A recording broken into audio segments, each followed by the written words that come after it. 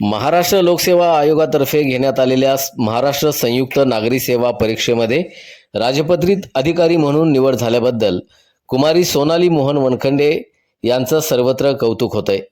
अनुसूचित जाती प्रवर्गातून राज्यातील मुलींमध्ये 12वा क्रमांक मिळवून त्यांनी आपलं कुटुंब, गाव तसंच समाजाचं नाव गौरवित केलंय।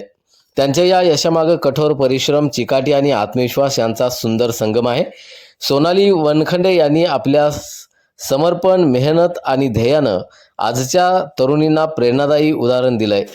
त्यांच्या उज्ज्वल भविष्याकरता त्यांना सर्व स्तरातून शुभेच्छा दिल्या जात आहेत।